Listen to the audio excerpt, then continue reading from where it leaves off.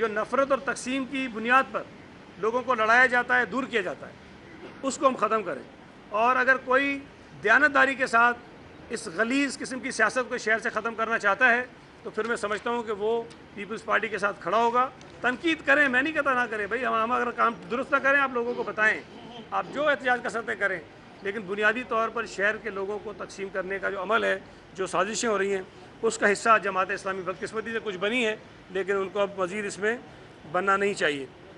कल एक ख़बर मैंने कहीं देखी टीवी पे कि वो झगड़ा इसलिए हो गया कि जी कुछ यूसी के जो चेयरमैन थे उनको अंदर नहीं जाने दिया जा रहा था। मैं खुद अपने जो वोटर्स थे उनके साथ आया था, 4 बसेस में हमारे वोटर्स आए थे, हमने देखा, और हमने कोई कैंप नहीं लगाया था, हमने वर्कर्स को नहीं बुलाया था, हम अपने वोटर्स को लाए और उनके साथ 10-12 गाड़ियाँ जो उनकी थी, पीछे कोई ड्राइवर वगैरह लेकर आ गया, तो मुश्किल से 2 दर्जन हमारे लोग होंगे जो उनके साथ आ गए थे, जो बाहर थे। इलेक्शन कमीशन ने 15 जून से कुछ दिन पहले तमाम जो कैंडिडेट्स थे उनका एक इजलास किया। उस इजलास में हाफिज़ नईम रहमान साहब भी मौजूद थे। उसमें ये तय हुआ कि आर्ट्स काउंसिल के गेट 9 बजे खुलेंगे और 11 बजे तक तमाम जो वोटर्स हैं उनका दाखिला होगा और 11 बजे वो गेट बंद हो जाएंगे। अब ये जिम्मेदारी पीपल्स पार्टी की थी कि हम अपने लोगों को 11 से पहले इंश्योर करेंगे आ जाएं। ये जिम्मेदारी जमात इस्लामी की थी, ये जिम्मेदारी पीटीआई की थी कि वो अपने अपने वोटर्स को 11 बजे से पहले आर्ट्स काउंसिल के उस हदूद के अंदर दाखिल कर दें। हमने कर लिया, जमात ने भी कर लिया।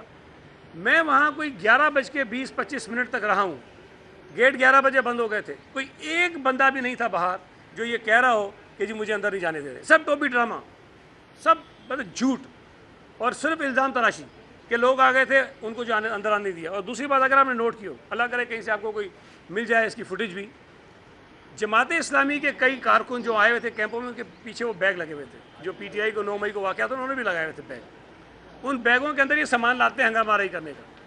मुझे बताइए कि वहाँ इतने पत्थर कहाँ से आ गए इनके पास, जो धड़ाधड़ी उन्होंने पथराव शुरू कर दिया था। मुझे ये बताइए कि इनका कैंप तो यहाँ लगा हुआ था फवारा चौक पर, ये कैसे पहुँच गए वहाँ पर, क्यों आए उधर आके उन्होंने पथराव किया? हमारे लोग तो उस तरफ खड़े हुए थे।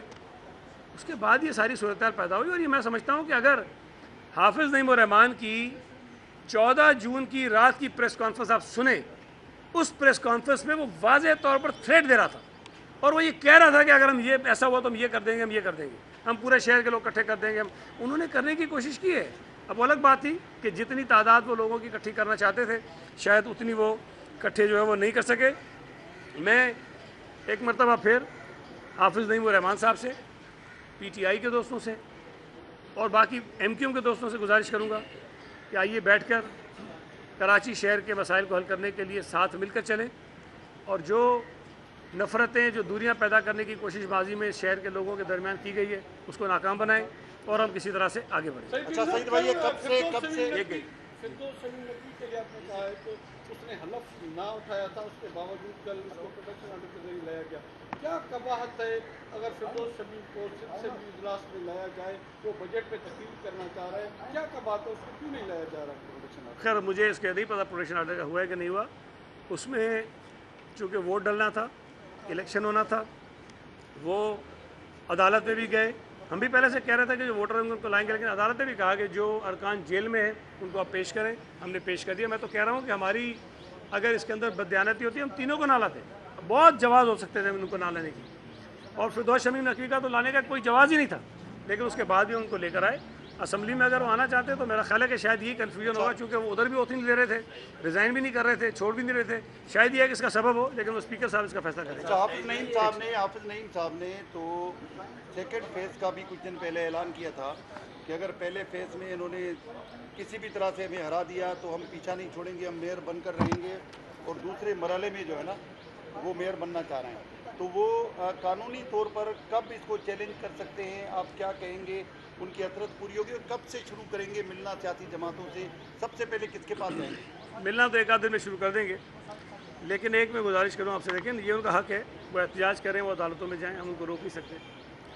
लेकिन एक चीज़ समझनी चाहिए आपको कि 6 यूसियों का डंडोरा उन्होंने बड़ा पीछा था, और 6 यूसियों को लेकर ही इलेक्शन कमीशन में गए, और मेरे पास इस वक्त वो कागज़ नहीं है लेकिन मिल जाएगा। उसमें वाज़ेह तौर पर इनकी जो प्रेयर है उसमें लिखा हुआ है कि इन 6 यूसीज़ में इलेक्शन कमीशन अपनी निगरानी में रिकाउंटिंग करा दे। हमारे वकील ने पहली पेशी पे कहा जी रिकाउंटिंग करा दीजिए, हमें एतराज़ नहीं है। अल्लाह जाने इलेक्शन कमीशन ने क्यों नहीं माना, उन्होंने इस पर कुछ वक्त लगाया। चौथी पाँचवीं पेशी पर चीफ इलेक्शन कमिश्नर साहब ने खुद ये कहा कि जनाब आप ये कहते हैं जी हमारे पास ये नतीजा है, आरओज़ कहता है जी हमारे पास ये नतीजा है, तो इसका हल तो ये है कि हम रिकाउंटिंग करा देते हैं, जब बैग खुल जाएंगे पता चल जाएगा। तो जमात इस्लामी कहती है नहीं जी रिकाउंटिंग ना कराएं। उनकी अपनी प्रेयर थी, इस्तदा थी, उसके बाद कहना ना कराइए चले। 3 महीने बाद जाके इलेक्शन कमीशन ने कहा जी रिकाउंटिंग कराइए, रिकाउंटिंग हो गई। इलेक्शन कमीशन का फैसला हकीकत में हमारे खिलाफ था, जमात इस्लामी के हक में था। जो उनकी इस्तदा थी वो उन्होंने मानी थी। ये चले गए इस्लामाबाद हाई कोर्ट में, पहले एक सिंगल बेंच के पास।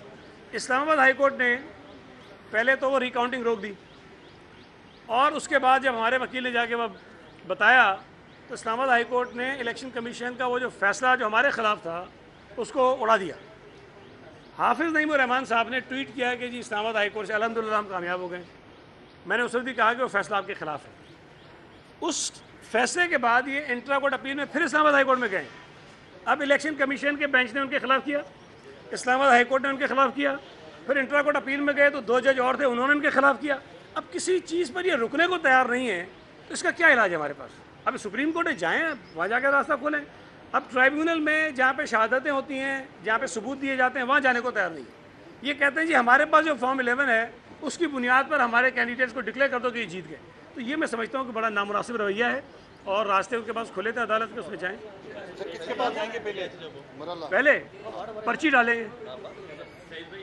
अच्छा, बहुत सारी चीज़ें आपने पूछी हैं।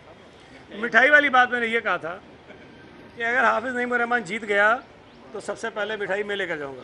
अब वो हार गया है, अब अगर मिठाई ले जाऊंगा तो मुझे डंडे मारेगा वहाँ पे, लिहाजा मिठाई जो लेके जाना बनती नहीं है, लेकिन अगर वो आ जाएंगे तो हम उनको खिला देंगे। दूसरी बात जो आपने कही कि सिंध हाई कोर्ट का जो फैसला है, देखिए सिंध हाई कोर्ट में इन्होंने केस किया, इनका हक है, लेकिन मैं ये समझता हूँ कि इस केस में उनके वज़न है नहीं। बहरहाल अदालत ने ये कहा कि नहीं इलेक्शन होने दें, उसके बाद हम उसका फ़ैसला करेंगे। वो जब फैसला आएगा तो उसको हम देख लेंगे। फिर जो मीटिंग्स की बात आप करेंगे, किससे हम करेंगे? देखिए अगर तो पीटीआई के जो मेंबर्स हैं 62, अगर वो आपस में इकट्ठे हो जाते हैं तो जो उनका लीडर होगा उससे बात कर लेंगे। अगर वो इकट्ठे नहीं होते हैं, 2 ग्रुप्स रहते हैं, हम दोनों ग्रुप से बात करेंगे, इसलिए कि उसमें केएमसी के अंदर तो वो भी बैठेंगे ना, तो हम दोनों से बात कर लेंगे। ये हमारा इशू नहीं है। हम काउंसिल के जितने मेंबर्स होंगे उनसे बात करेंगे।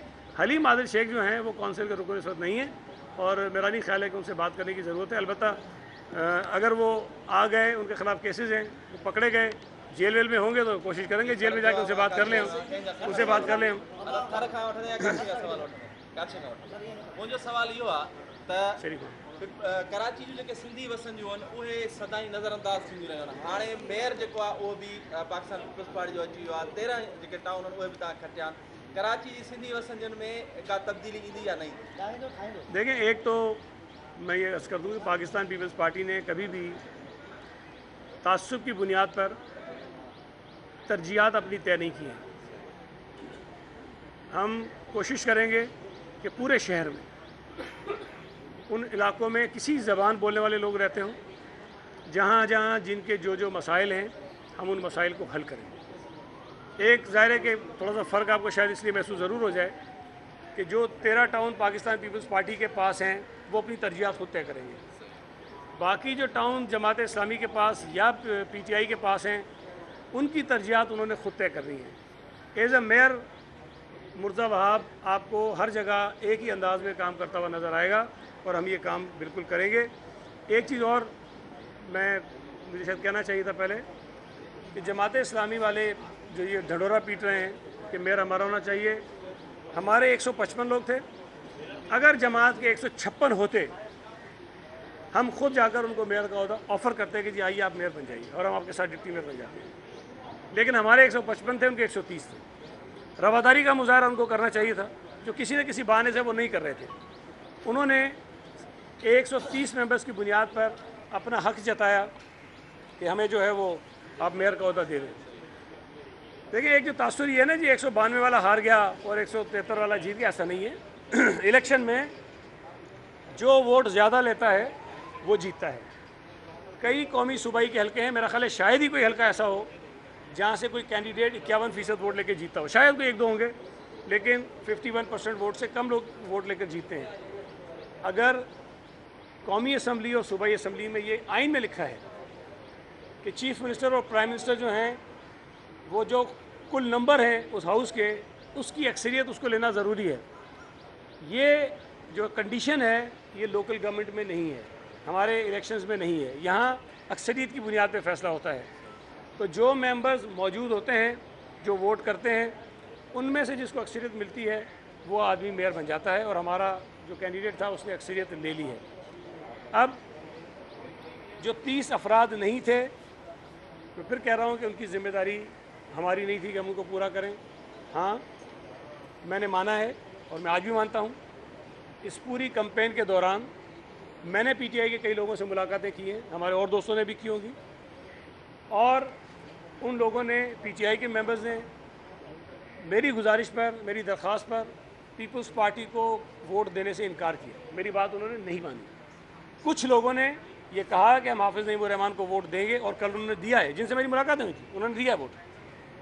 कुछ लोगों ने ये कहा कि हम हाफिज़ नईमुर रहमान को वोट नहीं देंगे, और बहुत सारी उनके मुतालिक बातें भी कही उन्होंने, जो मैं बयान करना मुनासिब नहीं समझता हूँ। तो वो वाज़े तौर पर नज़र आ रहा था, ये 9 मई से पुरानी बात बता रहा हूँ, वो जमात को वोट नहीं करना चाहते थे।